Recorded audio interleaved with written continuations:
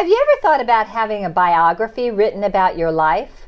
Well, you could do that with this phenomenal woman who's with me today, Susan D. Brandenburg. Susan, welcome. Thank you. So how many biographies have you written? I'm on my 40th manuscript. Wow, 40 books. Now I'm on the middle of my 7th, so I can't imagine 40. That's incredible. For over how many years? It's really been probably about 12 years that I've been writing biographies. Wow, that's incredible. So some of those you did 2 or 3 a year then, if you've got on the 40th. Yes. So what is that whole process like? What's involved with doing someone's biography? It's become kind of a ministry, actually, Snowden. People contact me and they want their story written. They've had great success in life and they want to be remembered. And they want their grandchildren and great-grandchildren to know about them.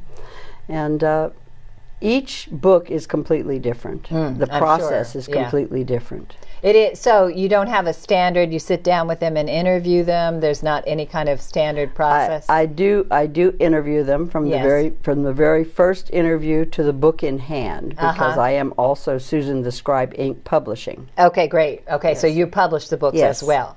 So most of these books are memoirs for people to pass on to their families, is that right? Okay. Yes, although I am doing a couple of business memoirs as well. And what will the application of those be?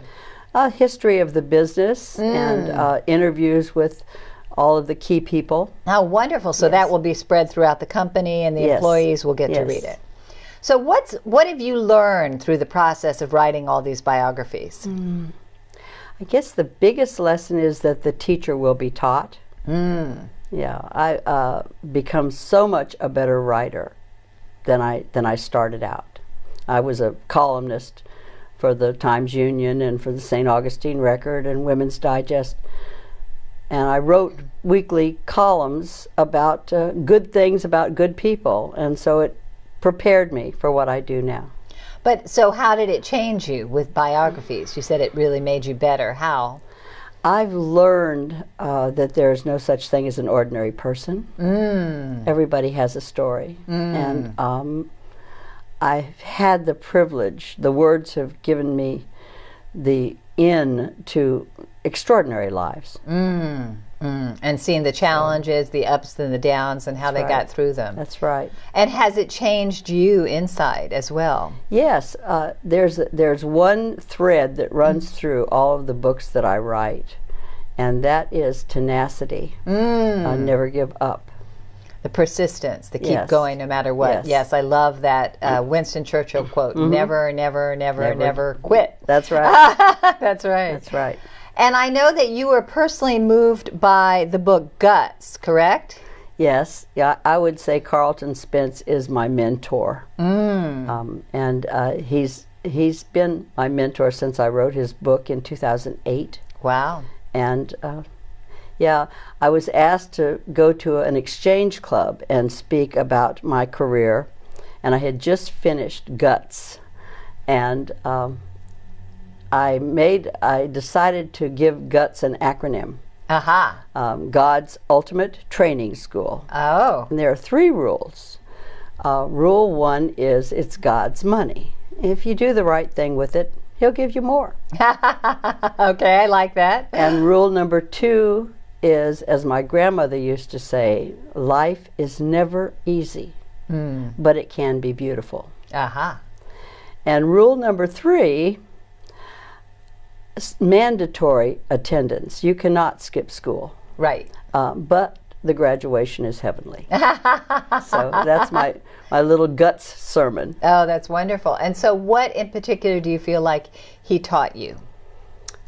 Carlton his book Guts is all about tenacity, and it's all about no matter what is said about you, no matter what life hands you, keep going. And Carlton he's in his 80s now, and you'd never know it.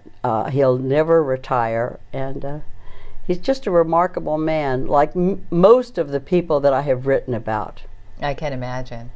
So what advice would you give to someone who's thinking about having a biography written? What might they do to start preparing that? what Carlton did, which I think is very good advice, he divided his life into decades.